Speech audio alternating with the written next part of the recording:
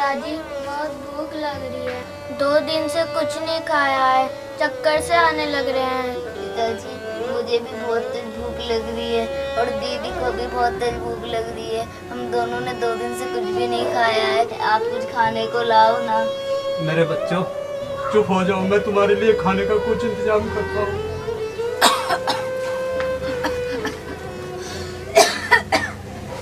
क्या हुआ लाजो? लगता है मेरा अंतिम समय आ गया है। मैं आपसे कुछ कहना चाहती हूँ। दवाई गोली पर पैसा ना खर्च करके ऐसा ना हो कि मैं बीमारी से मर जाऊँ और मेरे बच्चे भूख से तड़प तड़प कर मर जाएं। नहीं नहीं लाजो, तुम ऐसा क्यों बोलती हो भाग्यवान? मैं तुम्हारे लिए खून का एक एक कतरा बेच दूंगा, लेकिन तुम्हें और बच्चों को कुछ नहीं होने दूंगा। मैंने कुछ पैसों का इंतजाम किया है। मैं तुम्हारे लिए दवाई और बच्चों के लिए खाना लेकर अभी आता हूँ। तुम थोड़ा अपना ख्याल रखना। बच्चों का ख्याल रखना।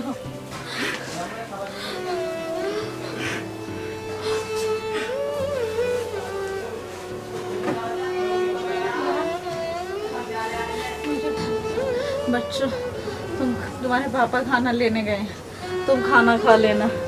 मैं रहूं ना रहूं, अपने पापा का ख्याल रखना और वो तुम्हारा ख्याल रखेंगे। एक दिन वक्त और हालात बदलेंगे, तुम्हारा सब ठीक हो जाएगा। पढ़ना लिखना और तुम उनका ख्याल रखना।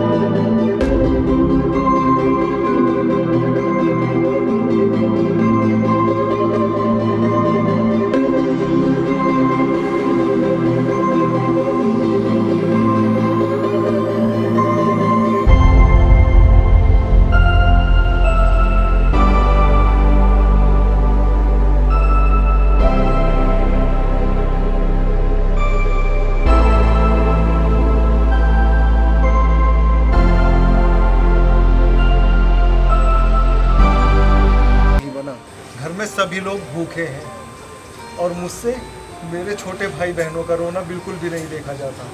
मैं तो आज घर से सोच कर निकला हूँ, या तो फिर कहीं जाकर चोरी करूँगा या किसी आते हुए दुकानदार को लूटूंगा। नहीं यार राजू, ये सब जायज नहीं है। तो क्या जायज है? घुट घुट कर भूखे मर जाए, ये जायज है?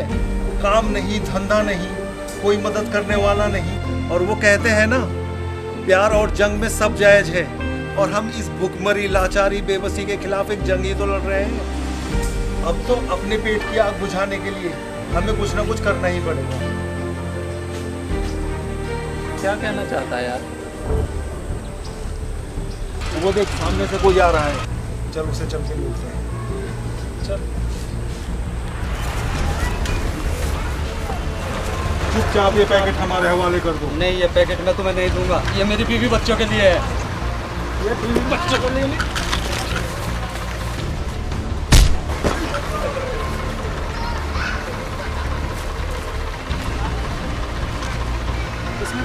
इसमें तो दवाइयाँ हैं, रोटी है, कुछ भी नहीं है इनके अलावा।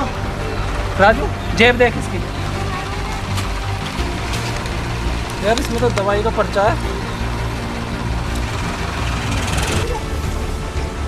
अरे भाई, तुमने क्या किया? मैं तो पहले ही हालात का मारा हूँ। अगर ये दवाई मेरी बीवी को नहीं मिली, वो कैंसर से मर जाएगी। उधर मेरे 2 बच्चे हैं, वो भूख से तड़प तड़प कर मर जाएंगे। ये तुमने क्या किया? क्या किया? घबराओ मत भाई, घबराओ मत। हमारा ऐसा इरादा नहीं था तुम्हें मारने का। हम भी मजबूर हैं। हम तो ये सोच रहे थे कि तुम्हारे पास कुछ पैसे होंगे, उन्हें छीन लेंगे। ऐसा हमारा कोई इरादा नहीं था। आपका नाम क्या है? मेरा नाम हरिया है। आप कहाँ रहते हैं? मैं गली नंबर 5 सरस्वती विहार में रहता हूँ। राजू, इन्हें यार अस्पताल ले चलते हैं। चल। हाँ, इन्हें अस्पताल लेके चलते हैं। उठा।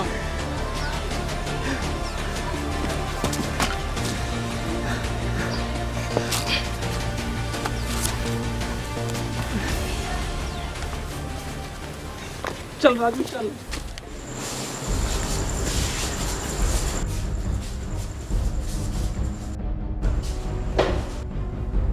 डॉक्टर साहब चेक करने में।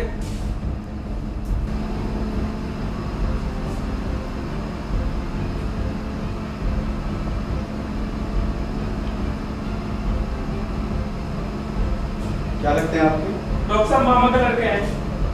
क्या हुआ है? डॉक्टर साहब एक्सीडेंट हो गया इनका। इनके सर पर गहरी चोट आई हुई है। डॉक्टर साहब ये ठीक तो हो जाएंगे? और ये कोमा में जा चुके हैं। तो डॉक्टर साहब कब तक ठीक होंगे? इन्हें 2 दिन भी लग सकते हैं, 2 महीने भी लग सकते हैं और 2 साल भी लग सकते हैं। अरे इनका इलाज जल्दी शुरू करना होगा, लेकिन इनकी जान भी जा सकती है। आप काउंटर पे 1 लाख को जमा करा दीजिए। 1 लाख रुपए जमा? अरे राजू हमारे पास तो 7.5 के लिए नहीं है। मैंने आपको बोला था कि आप पैसे की फिक्र मत कीजिए, जो भी जितना भी पैसा लगेगा मैं देने के लिए तैयार हूँ, 10 लाख 20 लाख। बट आप मेरे पिताजी के आके ट्रांसप्लांट करने की तैयारी कीजिए। हम कोशिश कर रहे हैं, आपको भी इंतजार करना होगा। भैया अभी डॉक्टर साहब से आप आई ट्रांसप्लांट की बात कर रहे थे। जी। तो भैया अगर आपको कोई डोनेटर मिल जाए तो मैं उसे कोई भी कीमत देने के लिए तैयार हूँ, 2 लाख 5 लाख 10 लाख कुछ भी। तो भैया समझो कि आपको डोनेटर मिल गया, आपको आंखों की जरूरत है और मुझे पैसे की, मुझे किसी का कर्जा उतारना है। ठीक है, मैं पैसे का इंतजाम करता हूँ, आप तैयारी कीजिए। ठीक है भैया। राजू पैसों का इंतजाम हो गया है, अब इनका इलाज हो जाएगा। क्या इलाज हो जाएगा? पैसों का इंतजाम हो गया है? हाँ। लेकिन कैसे? यहाँ खड़े खड़े इतनी जल्दी तुमने पैसे का इंतजाम कैसे कर दिया? किसी भाई को आंखों की जरूरत थी और हमें पैसों की, मैंने अपनी आंखों का सौदा कर दिया। क्या अपनी आंखें दे देगा? अरे तू होश में तो है? तू क्या कह रहा है? अपनी आंखें दे देगा तो तू जिएगा कैसे? और अपना और अपने बूढ़े माँ बाप का ख्याल कैसे रखेगा? तू होश में तो है? हाँ राजू मैं होश में हूँ, मैं तभी तो ऐसे बोल रहा हूँ। अगर मेरे आंखें दे देने से 4 जिंदगियां बचती हैं तो मेरे आंखें दे देना ही सही है। और फिर आंखें देने से मैं मर थोड़ी नहीं जाऊंगा, मेरी आंखें ना देने से ये मर जाएगा ये, और उधर कैंसर से तड़प तड़प कर इसकी बीवी मर जाएगी, बच्चे भूख से तड़पते बिलखते मर जाएंगे। ये सब मेरी वजह से हुआ है ना मैं इसे मारता और ना इसकी ऐसी हालत होती। मैं पापी हूँ राजू, मैं पापी हूँ। अपना पेट भरने के लिए किसी को मारना बहुत बड़ा पाप है राजू, बहुत बड़ा पाप है। और हर पापी को उसके पाप की सजा भुगतनी पड़ती है, चाहे वहां होते चाहे यहाँ। और मैं अपने पाप का प्रायश्चित यही करना चाहता हूँ, यही करना चाहता हूँ। आपने काउंटर पैसे जमा कराए या नहीं कराए? अनबिलीवेबल लाइफ में मैंने फर्स्ट टाइम ऐसा केस देखा है, कोमा का पेशेंट इतनी जल्दी होश में आ जाए। ये तो एक करिश्मा है। Come on nurse, come on. Pulse oximeter. अब इनकी जान खतरे से बाहर है, ये बिल्कुल ठीक हो जाएंगे। नर्स इन्हें वार्ड में शिफ्ट करना। जो आपके पैसे का इंतजाम हो गया है, पूरे 10 लाख है। जो कर्ज चुकाने के लिए आप अपनी आंखें डोनेट करना चाहते थे, पहले आप उस कर्ज को चुकाइए, उसके बाद अपनी आंखें डोनेट करना।